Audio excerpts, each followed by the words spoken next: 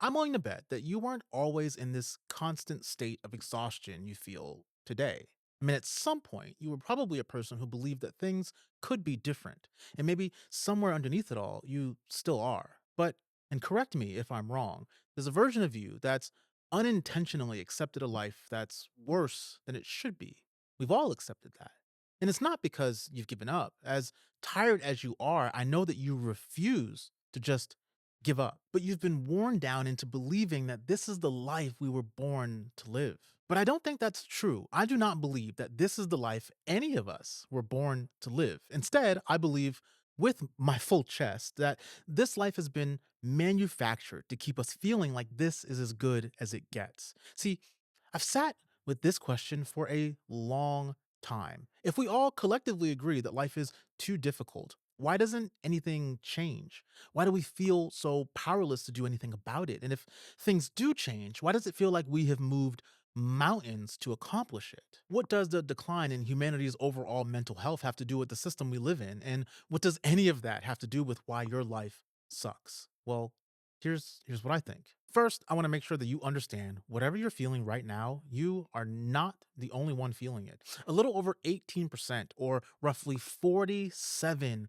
million Americans, are currently depressed or being treated for depression. That's roughly 1 in 5 adults. And if you're under 30, that number has doubled in less than a decade. Anxiety is also on the rise year over year. In 2024, 43% of adults said that they felt more anxious than the year before, where in 2023, that number was 32%.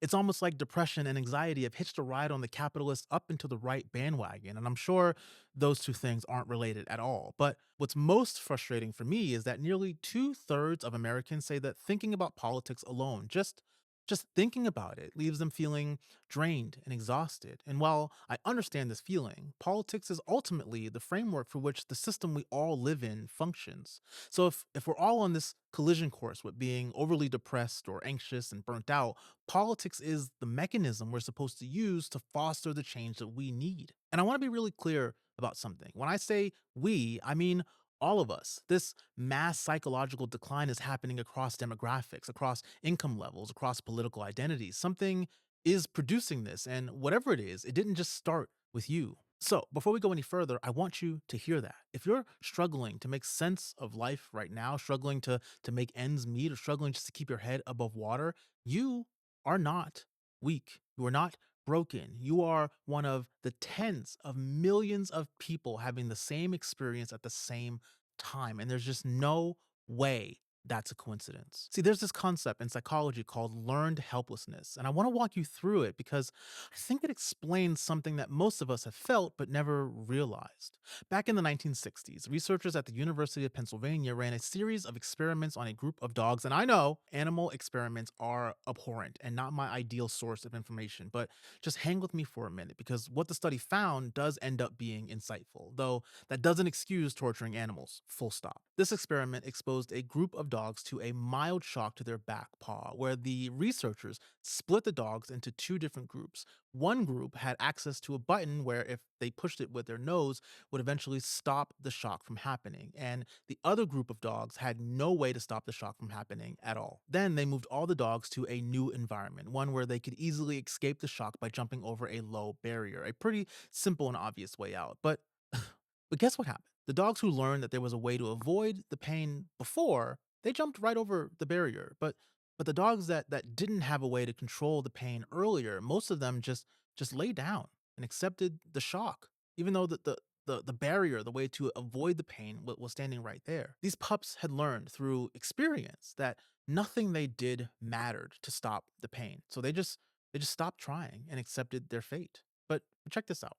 In 2016, one of the original researchers came back to this work with a new hypothesis. He concluded that helplessness isn't actually learned. Instead, he believed that it's our brain's default state. And I know that this is getting a little bit in the weeds, but just stick with me for a few seconds. See, what actually gets learned, what our brains have to be taught, is control.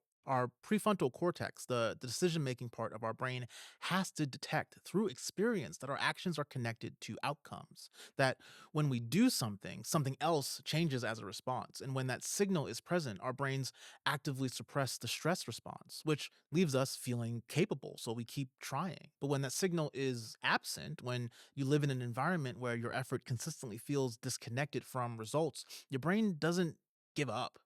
It just never gets what it needs to believe otherwise. The default position of our brain, according to this research at least, is to assume that stress is not controllable. Your brain isn't broken when you think nothing can change a bad situation. Your brain is doing exactly what brains do in environments where your effort doesn't seem to produce results. It's protecting you from the pain of trying and failing again, which begs the question, if we're unhappy or stressed and depressed and barely holding on as the data would suggest we are, what kind of environment must we be living in that would make us believe there isn't anything that can be done about it? The only logical answer to that question is that, like the experiments with the dogs, our environment has been manipulated into stopping our brains from thinking that we can make things better for us. It's the kind of environment designed to keep us as cogs in the machine, working ourselves to the bone for scraps in comparison to the extreme wealth being accumulated by a handful of the world's richest men. That kind of environment. See, check this out. Between 1979 and 2019, worker productivity in this country went up nearly 60%. The economy got dramatically more efficient. We were producing more than ever, and companies were making more profit than they had ever seen. Yet the average pay for workers only went up 15%. If your paycheck had actually tracked with what your work was worth, you'd be making about $9 more per hour right now, every hour, every day that you've ever worked. So, why aren't you? We keep getting told that we're the richest country in the world, yet year after year, more and more Americans fall into poverty. The price of everything we buy is going up, and yet your take home pay isn't. American workers log, on average, roughly 1,800 hours of work a year, while German workers only log about 1,340 hours of work. So for Americans, that's 12 extra weeks of your life every year that you're just given to someone else. And since the 1970s, the US has taken less than 8% of its productivity gains as time back for workers, while European countries have taken 3 to 4 times that amount. Oh, and they also have universal health care. No, I'm not done yet. 1 in 3 American households spend more than 30% of their income on housing, nearly half of all renters. The federal minimum wage hasn't moved since 2009. And while all of that is happening, while people are working more and earning less and being squeezed on every single side, trust in the federal government has fallen from 77% in 1958 to 17% today. 17%. And can you blame people for that? Honestly, can you blame them for not having any faith in the government? We are at the bottom of the G7, the wealthiest democracies on earth, in public trust of our national government, our elections, our judiciary, and our military. But I'm going to imagine that none of what I've said so far has come as a surprise to you. You may not have known all of the specific details, but I have to imagine that you felt the squeeze yourself. But how do we get from knowing how we feel about our lives and knowing that things around us aren't as great as they should be to solving the problems that we have today as humans? I'm reminded of someone who's been an inspiration for me for a long time, Philip DeFranco, who is constantly reminding his audience that while you may not fuck with politics, politics will absolutely fuck with you. The circus that our political system has become is directly related to how stressful our lives feel